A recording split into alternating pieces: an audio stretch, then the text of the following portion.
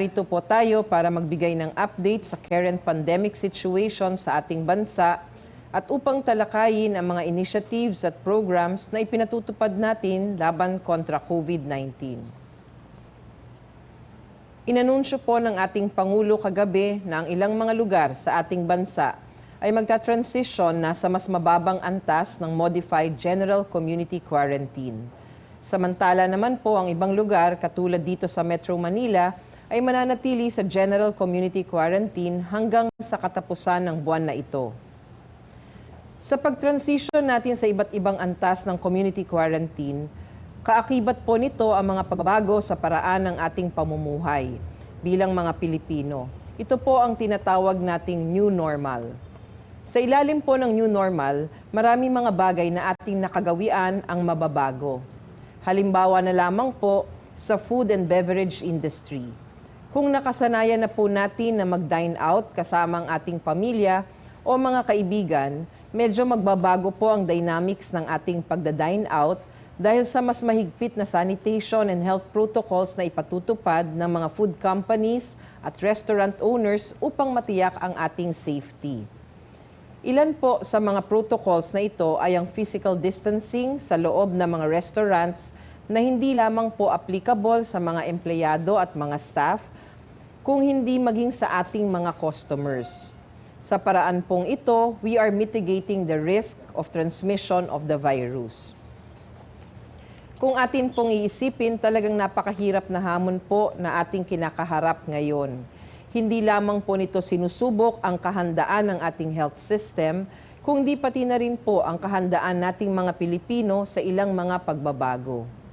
Pero kung sama-sama po tayo at patuloy na tayo ay magtutulungan, naniniwala po kaming mapagtatagumpayan natin itong lahat. Huwag po sana nating kakalimutan na bawat isa sa atin, malaki po ang maiaambag sa labang ito. As we brave the new normal, we should stay vigilant in ensuring that more than merely complying with the mandates of the government, we all remain safe and protected from the virus. Dito po nakaangkla ang mga efforts at pagtutulungan ng public at private sectors recently.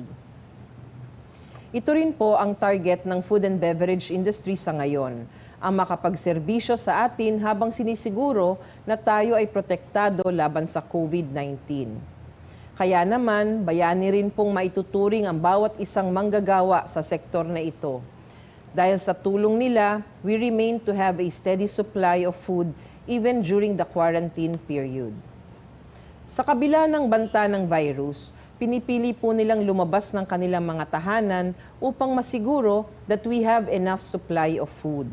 Katulad din po natin, nababahala po sila tungkol sa kanilang kasiguruhan at sa kasiguruhan ng kanilang pamilya. Pero alam nila na malaki ang maitutulong ng kanilang mga sakripisyo. At ngayon nga pong magbubukas ng muli ang mas marami pang mga food establishments, mas mahigpit na health, sanitation, and physical distancing guidelines po ang ating i-roll out para masiguro na while life goes on, we remain vigilant, safe, and protected.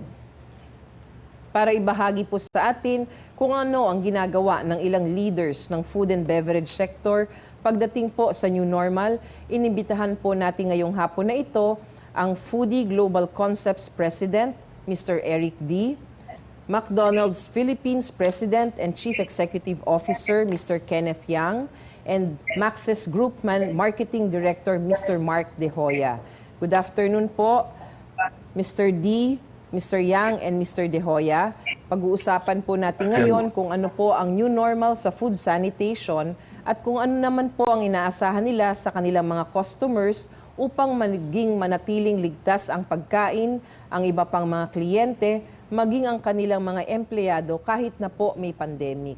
So bibigyan lang ho tayo ng kaunting impormasyon at saka mensahe ng ating mga bisita na pauunahin na po natin si Mr. Eric D., susunod po si Mr. Kenneth Yang, and then the last would be Mr. Mark De Hoya. Mr. Eric D. Yes, thank you, Yusek.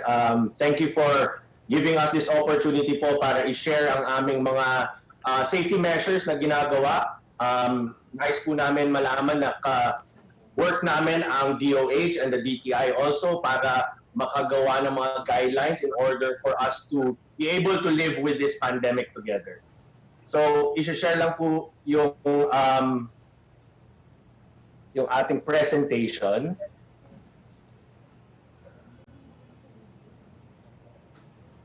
Hindi ma-share. Can you just share our presentation from that end?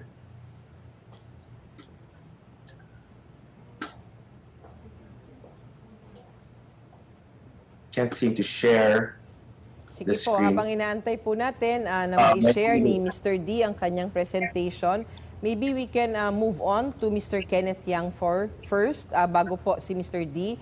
Mr. D, antayin lang ho natin na maiayos ang presentasyon nyo. Pwede po ba si Mr. Kenneth Yang muna ang makapagpakita ng kanilang presentasyon? Please. Mr. Yang? Good afternoon po, Yusek. Good afternoon. Maraming salamat at naimbitahan kami dito para mag-present po ng aming mga safety protocols dito sa McDonald's.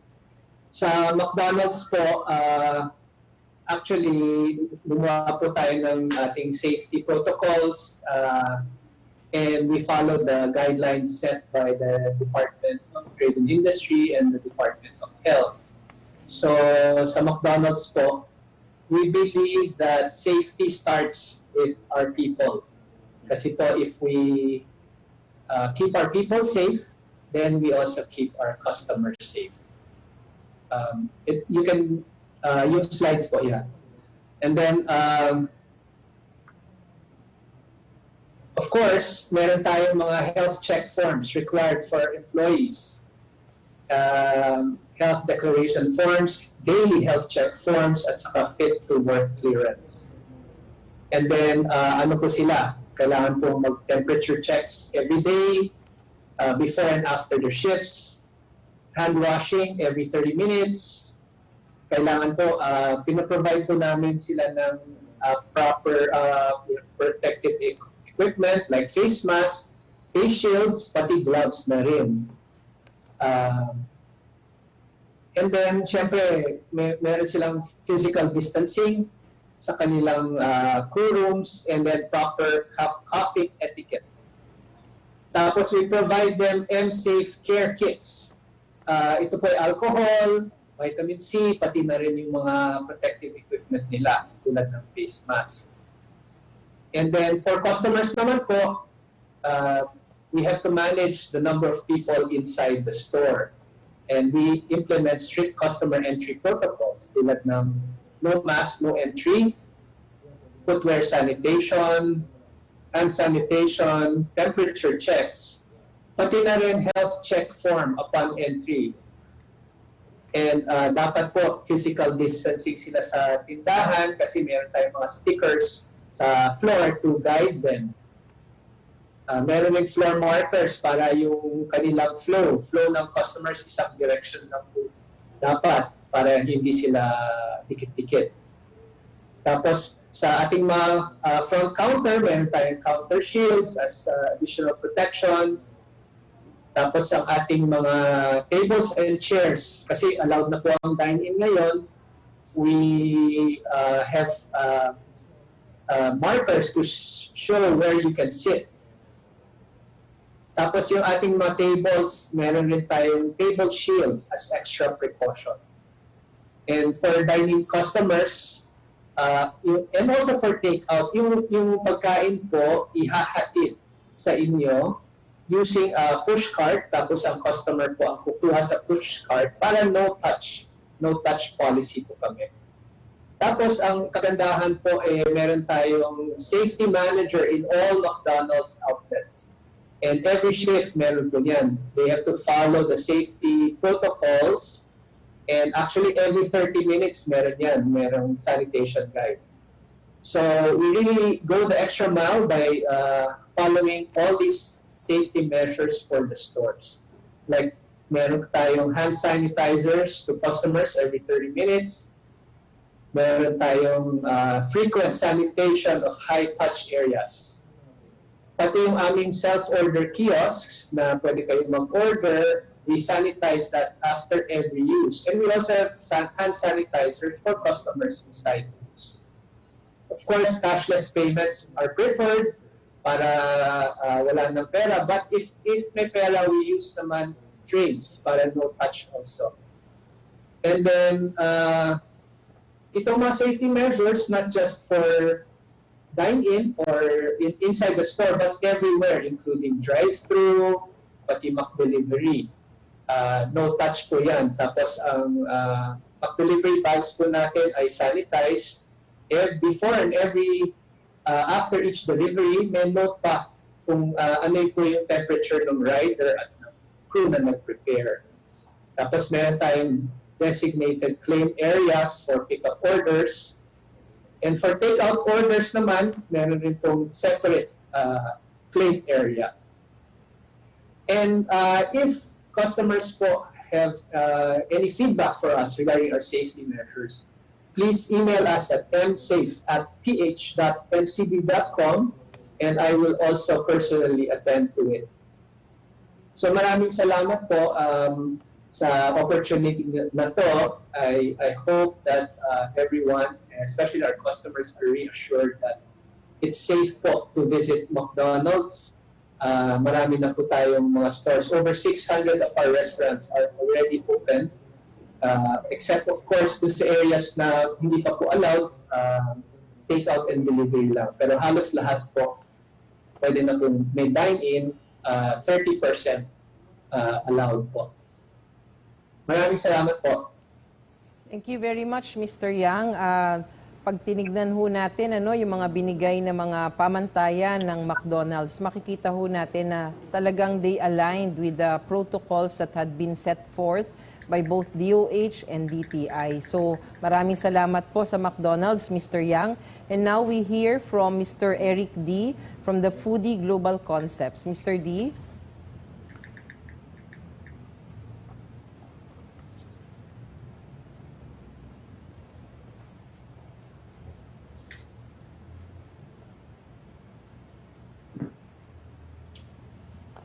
So, Mr. D.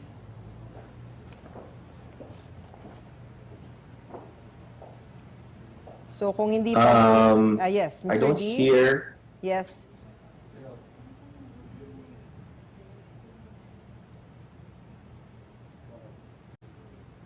Okay, kung tinitignan ho natin ulit, kung paano natin maipapakita yung presentation naman ni Mr. D habang inaantay po natin, maybe Mr. Mark De Hoya can go ahead of him. Mr. Mark De Hoya. Good afternoon po. From the Maxis Group of Companies, Mr. Mark De Hoya.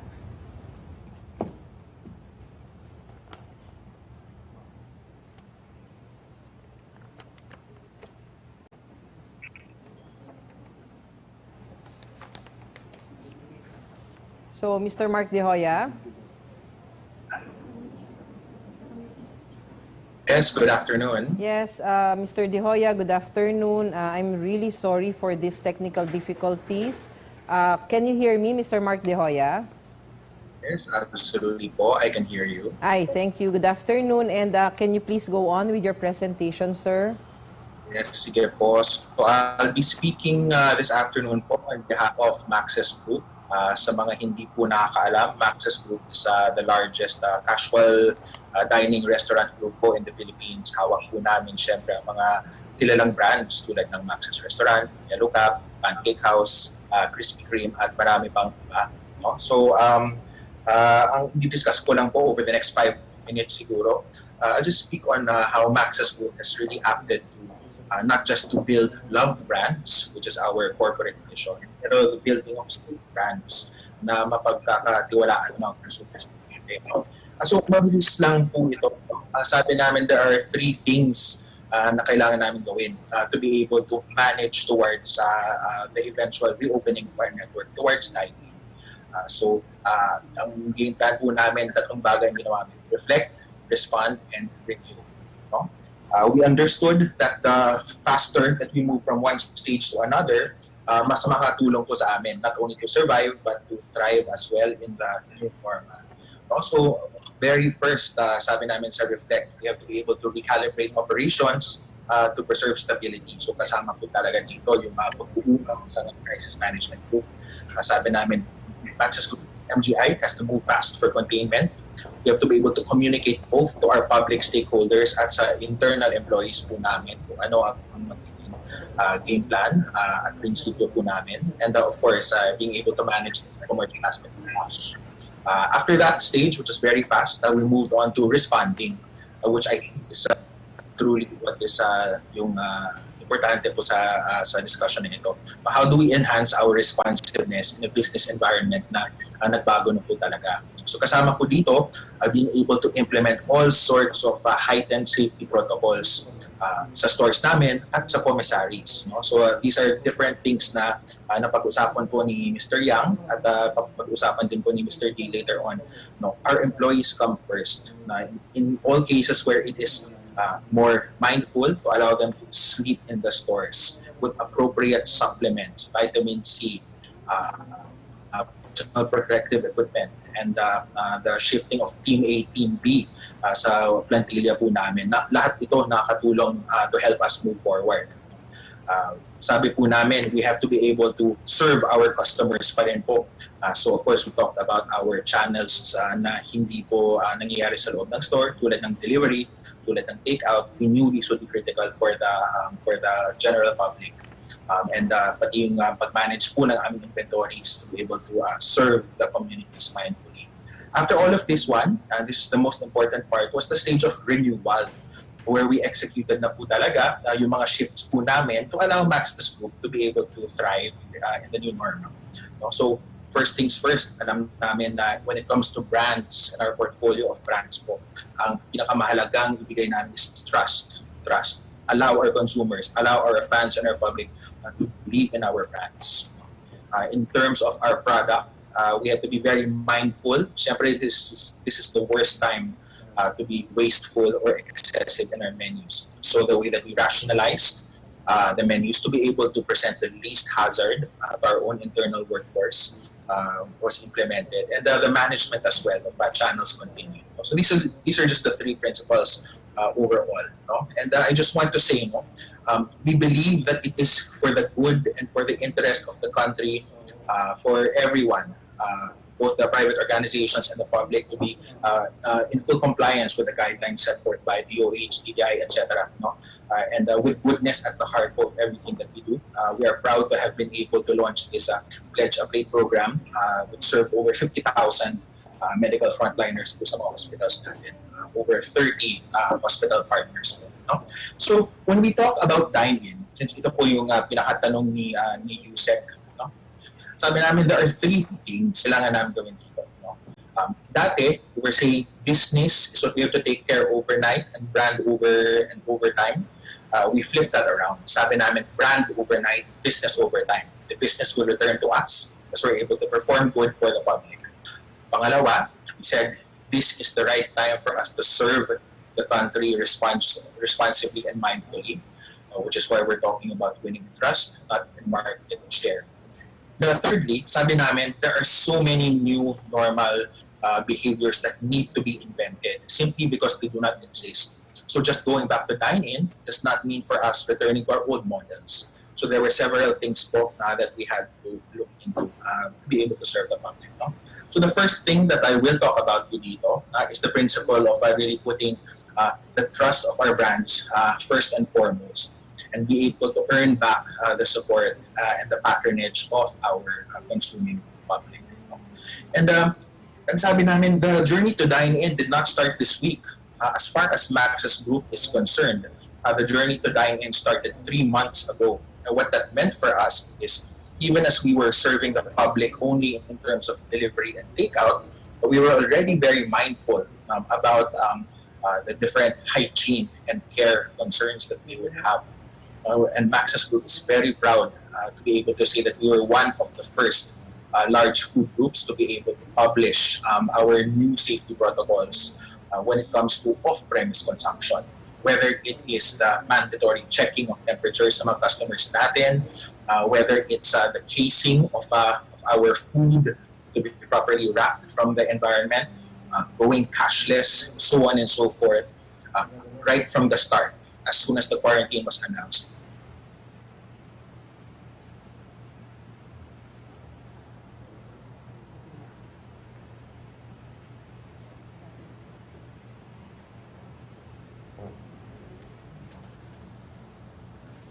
Mr. Mark De Hoya, we lost you.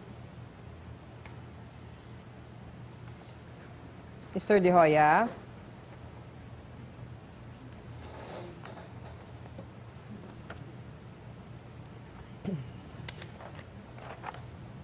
So tignan muna ho natin, dun po sa ating mga ibang kapanayam. Nandyan na ho ba si Mr. Mark De Hoya? Mr. Eric D? Bago po tayo magpatuloy ng ating pakikipagpanayam sa ating mga bisita sa ngayong araw, pumunta muna po tayo sa ating case updates. Para naman po sa ating case bulletin for today, narito po ang latest para sa araw na ito.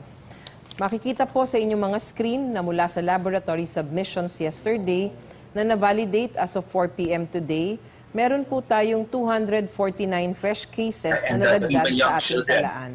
Kung saan 128 ay galing sa National Capital Region, ang 56 ay mula sa Region 7 at 65 ay mula sa iba't ibang mga rehiyon.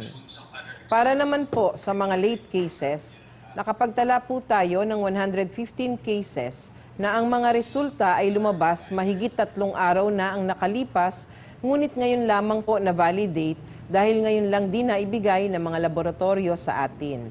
Sa 115 late cases na ito, 24 po ay galing sa National Capital Region, ang 3 ay galing sa Region 7 at ang 88 ay galing sa iba't ibang rehiyon. Kaya po ang total confirmed cases po natin as of 4 p.m. today, June 16, ay 26,781. Kung saan ang nadagdag sa araw na ito ay 364 cases. Inalis po natin ang 3 kaso sa total case count dahil na-verify po natin na negative sila. Ang isa sa kanila ay naidagdag na po natin sa cases ng recovered. 3 cases who were verified to be negative were removed from the total case count. Of the 3, 1 was tagged as recovered. Sa total confirmed po natin, meron po tayong 301 na nakarecover, kaya ang total recoveries po natin ngayon ay 6,552. Sa deaths naman, meron pong nadagdag na 5, kaya sa kasalukuyan po, 1,103 ang total deaths na ating naitala. Ang 2 po dito ay na-verify po namin na namatay noong June 7 at June 9. Ang iba pa hong updates po natin ay nasa Beat COVID-19 Situation Report or CITREP. Ito ay pinopost araw-araw sa ating official DOH Facebook page and Viber community. Maaari din po napuntahan ang ating COVID tracker sa doh.gov.ph. Ito po ay ina-update pagkatapos po ng ating presser. The new normal needs new heroes. Patuloy po kaming nananawagan sa ating mga kababayan to be a bayani and put the bayan before the eye. Our hospital still needs nurses, medical technologists, contact tracers, and other frontline heroes in this World War C. Applicants can visit bit.ly/HCW hiring or the DOH Facebook page for more information. Ngayon naman po ay dumako muna tayo sa question and answer with our media partners and some netizens sa social media. Galing po kay Lee Alvis ng GMA News, is DOH seeing a second wave of local transmission?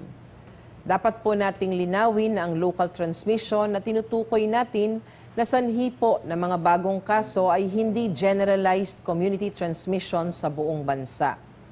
Sa halip, concentrated po sa iilang lugar kagaya po ng National Capital Region at Central Visayas, lalong-lalo na po sa Cebu.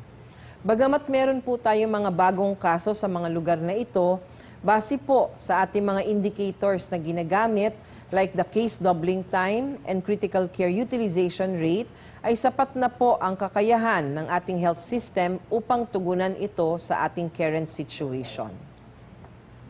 Galing po kay Ben na lang ng Facebook, gaano katiyak na hindi ka mahahawa ng COVID kung nakasuot ka ng mask at may dalang alkohol kapag nasa labas ka? Halimbawa po, nasa palengke ka o nasa mall ikaw. Ang transmission ng COVID-19 ay sa pamamagitan ng droplet infection or close contact. Nakukuha po natin ito kapag ang isang tao na may COVID ay nagsasalita, bumahing o umubo, at wala po siyang suot na face mask o di kaya hindi siya nagtakip ng kanyang ilong at bibig. At ito po ay sumasama sa droplet na nagta-travel po dito sa air na sinasabi nating 1 metro po ang layo.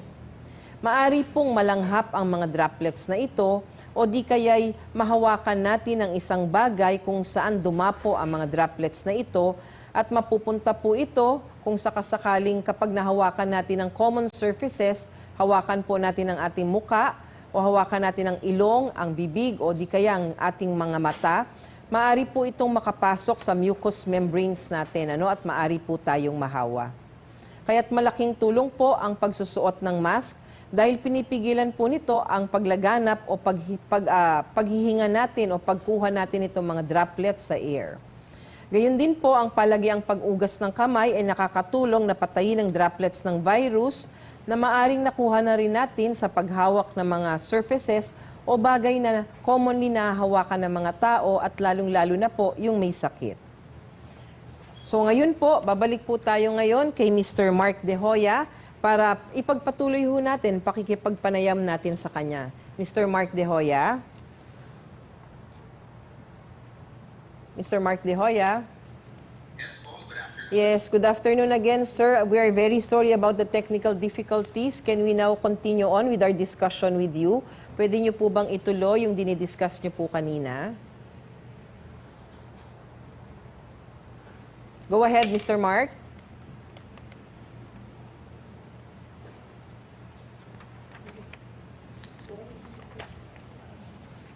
Atin lang pong antayin na maipasok uli ang presentation ni Mr. Mark De Hoya na kanyang dinidiscuss po kung ano po ang ginagawa ng Maxis Group of Companies para sa ating new normal for our restaurants and dine-in facilities. Mr. Mark?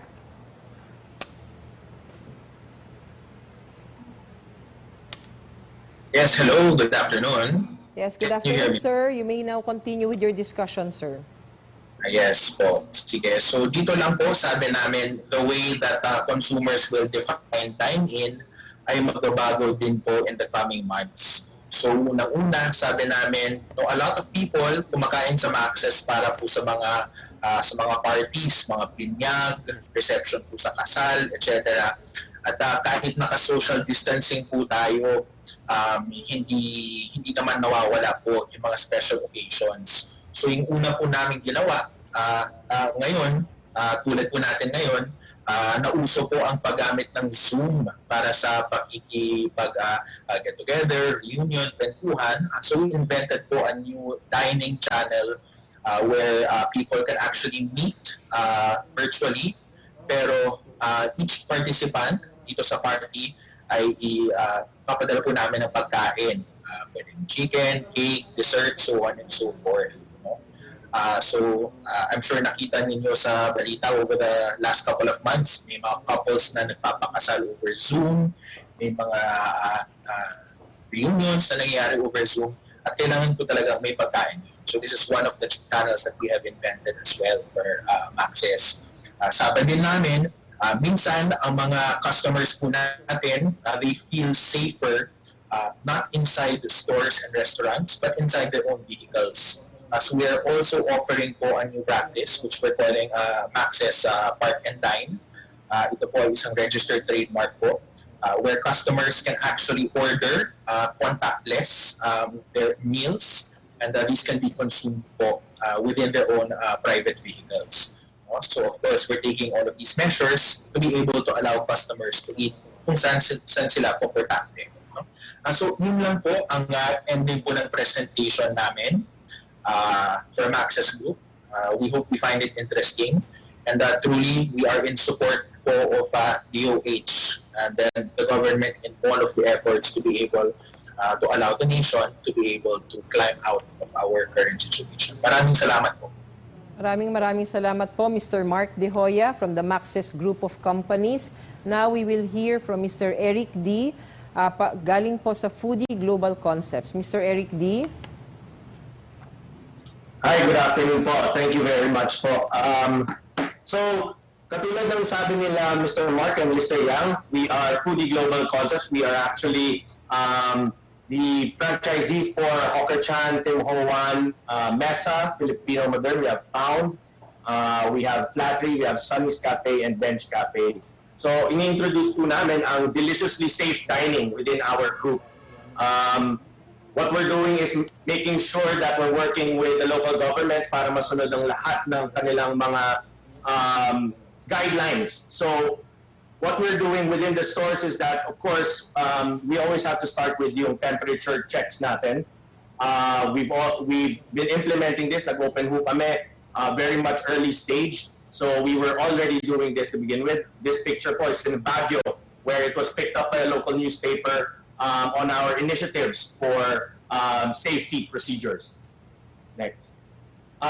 We also have implemented some disinfecting mats to make sure na malinis po tayo coming in. We also have, of course, sanitizers na automatic and touch-free so that decrease po ang contamination points na nagagawa natin. Next. We've also implemented UV disinfection for our packaging, food, and also some of our PPE materials. Next. Sa aming stores that are outside of the mall, we've decided to put in disinfecting booths para to make sure that anything that is entering our restaurants would be disinfected. The reason why ginagawa ko namin to is para sa mga outside is because sa malls, so I think they are already buffering the people. So this way, since we're not inside the mall, we are making sure that we are checking everyone. Next. We've also implemented social distancing. I think most of the people are doing this.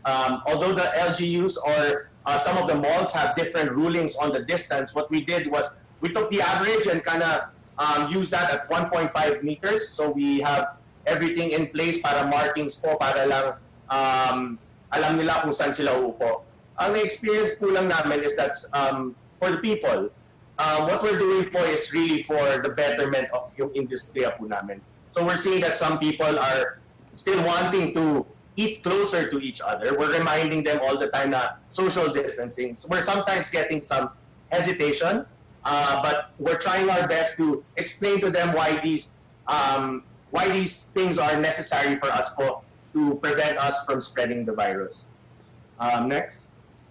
We've also practiced e-menus and using of health declaration for contact tracing. So everything po yan is online. So you can opt to go to our website, scan a QR code, or you can also do it the conventional way of you getting a piece of paper and writing all the information using a pen, which again is disinfected upon giving the pen to you. Next. We've also opted for all the contactless payments. We've pushed this with our restaurants, and we also have a food court venue, which is one of the first few in the country that's totally contactless and cashless.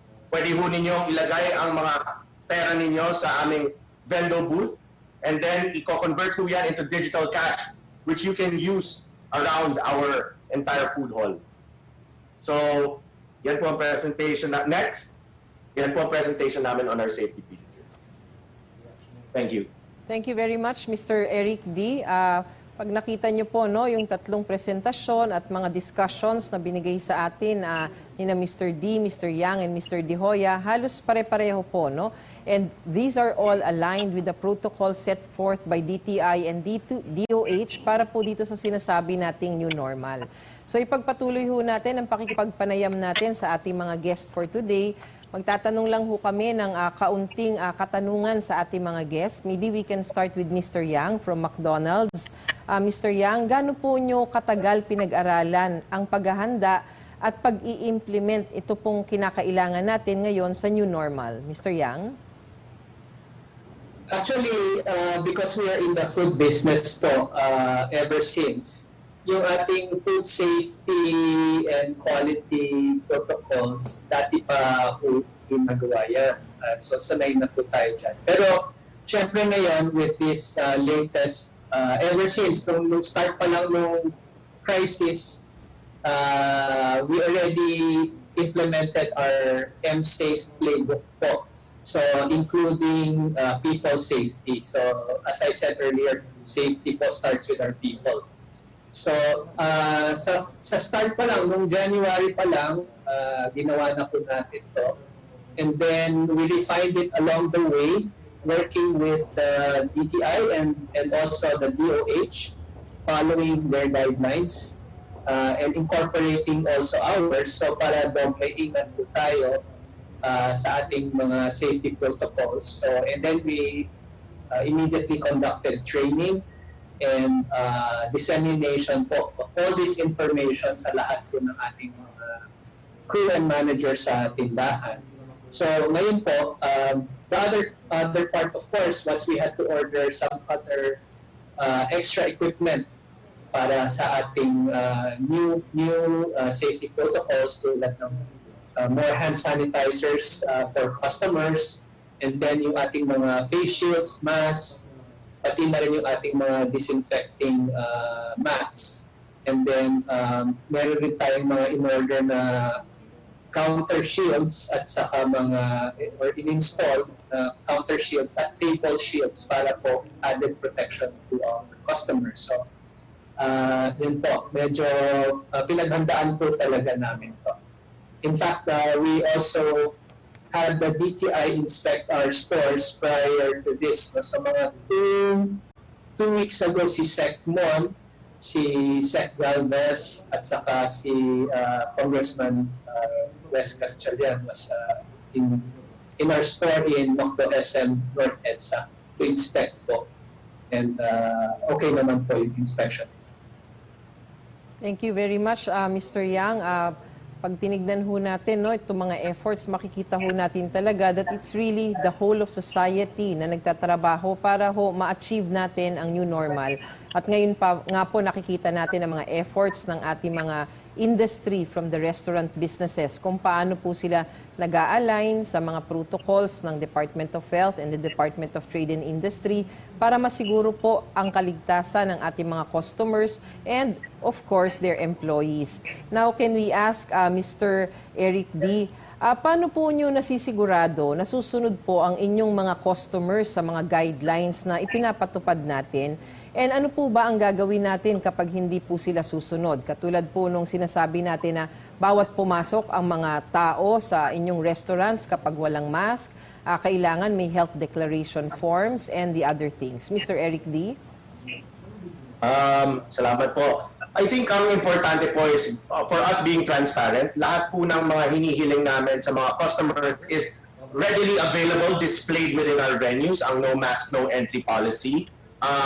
Kinausap rin po namin ang sariling mga teams namin that even they have to follow their own rules because I think that has to start from our own employees. So meron po kaming pathways na in-identify. So even po na malayo ang magiging ikot ng aming mga tao just to service them is minimake sure po namin na kami rin ay sumusunod sa aming sariling patakaran. But more than that, kung paano po namin kakausapin ng mga customers po namin is gumawa po kami ng script. Para lang ho masigurado na tama ang pag-deliver ng mensahe namin towards sa mga customers namin at hindi naman po sila ma-offend kung bakit namin ginagawa itong mga bagay na to.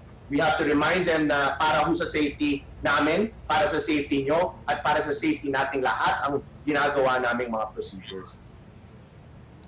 Thank you, Mr. Eric D. No? So napakaganda nung kanyang sinabi. Ang sabi po ni Mr. Eric D., they serve as the models. Kailangan kung ano yung gusto mong ipatupad sa iyong mga kliyente, ginagawa rin ng mga staff, mga employees, and of course, the heads of these restaurants para po susunod din sila kapag ka nagbigay tayo ng mga patakaran na ganito. Thank you, Mr. D. And now we go to Mr. Mark De Hoya. Mr. Mark De Hoya, paano po kaya kayo naghahanda para kung sakasakaling may emergency sa loob ng inyong food establishment or restaurants? Ano po ba ang plano nyo in case may sumama ang pakiramdam sa inyong mga empleyado or sa mga customers sa loob ng inyong restaurant? Mr. De Hoya? Yes, I think important to realize po na as restaurant operators, as part of the community, it's very important to be able to create and foster mga relationships po namin sa mga LGUs and yung mga DOH representatives po. So we are very proud naman po that each of our stores across our whole network are in very close contact po tulad ng sinabi po ni Mr. D earlier, we are very strict as well in monitoring as well. I think we all believe naman po, prevention po is the best policy. So at the very first level pa lang po, when we talk about yung mga health declarations, mandatory temperature checks, all of these other different factors, sanitation before customers are even allowed or employees are even allowed to enter our stores. Diyan pa lang po, that should be able to filter out po yung mga cases, monitoring one of the symptoms and all these different things po. But I think I just want to reinforce po for everyone who's in the service industry, anyone who is operating their own small businesses, we must be able to fully connect and comply and contain with all of the policies po. They work hand in hand with the LGUs. Thank you very much, Mr. De Hoya. So, ayan po, nagsasabi po sila na talagang yung working hand in hand with the DOH, with the DTI, with the government, actually, para po maging successful po tayo dito po sa pagpapatupad natin itong mga new normal protocols natin in the industry of restaurants. Ngayon po, hinga na lang po natin ang huling mensahe ang ating mga panauhin. Unahin na po natin kay Mr. Eric D. Mr. D, can we have your last message po para sa ating publiko at para naman po sa mga may-ari rin ng ibang restaurants para makakuha rin po sila ng mga tips galing po sa ating mga guests ngayon. Mr. D? Unang-una gusto ko magpasalamat sa inyo, Yusek, for giving us this opportunity para i-share ang aming mga safety features. Since nagbukas tayo ng dine-in, nakita namin na unti-unting umabalik ang mga tao. Pero of course, meron pa rin takot na umiikot sa mga isipan nila. So ang trabaho namin is to really reduce that fear and make that fear small enough para mas gustuhin nilang kumain sa mga venues natin. Kailangan natin magtulungan para mangyari ito and to really get the consumer's confidence back by dining in safe. Thank you po. Maraming salamat po, Mr. Eric D. Now, can we have Mr. Kenneth Yang? Mr. Yang? Yes, again, maraming salamat po, Yusek, Rosette. Maraming salamat rin sa DOH and sa DTI kay SecMon with the cooperation and coordination po sa departments niyo. McDonald's is here po to serve everyone, our customers, and we believe in the safety first and foremost. So, kailangan po safe ang lahat ng procedures na ginagawa po natin para sa ating mga customers. And sa amin po, we believe it starts with our people because if we can keep our people safe, then we will also keep our customers safe. And makakaasa po ang publiko at ang Department of Health and DTI that all of your guidelines are in place in all of our restaurants all over the country. Ready na po kami to serve our customers whether they come in for a drive-thru or mag-order sila ng mag-delivery or take out or kahit dine-in which nagsisimula na po ngayon sa NCR. May mga siguro konting adjustment lang po tayo sa ating mga customers, but I think maintindihan din nila because this is for the safety of everyone, for their safety, most especially for the safety of our own people. So I think if we all cooperate and we support each other in this way, we follow the rules and guidelines, and we can also make sure we are helping the country kasi hindi po tataas ang risk of transmission. So maraming salamat po at we want to let everyone know McDonald's is open. Lahat po ng tindahan, halos lahat po ng tindahan natin ay bukas na to serve all of you. Thank you. Thank you very much, Mr. Yang. And now we have Mr. Mark De Hoya.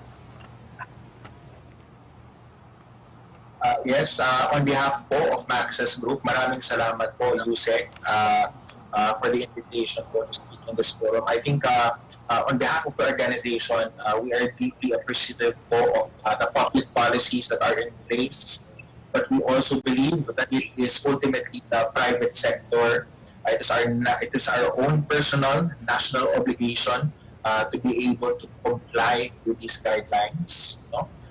It's not simply in the hands of the government to be able to control these conditions. It's up to private citizens as well. No? And we welcome each of you back po to our restaurants. We assure everyone that we are in full compliance with guidelines being set forth, and we hope to be able to serve as an example po, of a private organization that is in support of the national efforts to be able to control this crisis. Maraming salamat po, Yusek. Thank you very much, Mr. Mark De Hoya, Mr. Eric D., and Mr. Kenneth Yang, para po dito sa pakikipagpanayam sa amin ngayong araw na to. So nakita ho natin talaga ang pakikipagtulungan ng pribadong sektor sa gobyerno para po magkaroon po tayo ng kahit na konting ease dito po sa nangyayari ngayon sa ating sitwasyon with COVID-19. And ang isa hong napaka-importante no, na hinighlight talaga ng ating tatlong guests would be the safety. Safety of their employees and of course safety ng mga kliyente, especially the whole community. So diyan po tayo, sama-sama po tayo, nakikipagtulungan, pribado at public sector para po tayo ay magkaroon ng kasiguruhan no, sa kaligtasan ng ating mga kababayan. Sana po ay nakapagbahagi po kami ng dagdag kaalaman sa inyo dito sa virtual presser natin ngayong hapon. Nakita natin na hindi lamang ang health sector ang nagsusulong ng new normal, pati po ang food and beverage sector at ang industry ng bansa ay aktibong nakikipagtulungan po sa pamahalaan upang mapanatili ang ating kaligtasan habang naghahanda po sila ng ating mga pagkain. Ngayon magpapatuloy ang GCQ hanggang sa katapusan ng buwan na ito. Ay meron na po tayong nakikitang mga mumunting tagumpay sa laban natin kontra COVID-19. Hindi pa rin po ito sapat upang maging kampante tayo. Kailangan pa rin po natin maging alerto at ipagpatuloy lang ang pagsasagawa ng ating mga nakasanayan ng health protocols, katulad ng pagsusuot ng face mask kapag lalabas sa bahay, palagiang paghuhugas ng kamay, pag-observe ng physical distancing, at pagpapanatili ng kalinisan sa ating kapaligiran. Huwag po nating kalimutan, kailangan po nating palakasin ang ating mga resistensya sa pamamagitan ng pag-exercise at pagkain ng tamang diet. Kapag malakas po ang ating katawan, mas malalabanan po natin ang sakit, COVID-19 man o yung iba pa hong karamdaman. Ito na po ang tunay na bayanihan laban sa COVID-19. Tayong lahat ay mga frontliners, mga bayaning nasa gitna ng laban sa COVID-19. Ginagawa po natin itong lahat hindi lamang po para sa ating mga sarili, ngunit lalong-lalo na po para sa ating mga mahal sa buhay. Bago po tayo magtapos, muli po namin ipinapaalala na ugaliing mag-fact check. Tumingin tayo sa verified at legitimate sources lamang at siguraduhin tamang impormasyon bago i-share. Tandaan po natin, buhay at kaligtasan ang nakasalalay sa bawat click at share natin sa social media. Maging mas maingat tayo sa pagpapakalat ng impormasyon, lalong-lalo na sa ganitong panahon ng pandemya. Para po sa iba pang health tips, puntahan po lamang ang Healthy Pilipinas website at Healthy Pilipinas Facebook page. Makakatiyak po kayo na ang ating tips at advisory sa website at Facebook page na ito ay tama at kapaki-pakinabang. Maraming salamat po sa inyong lahat. Mabuhay po ang mga Pilipino na patuloy na lumalaban sa COVID-19. Tandaan, together we can beat COVID-19.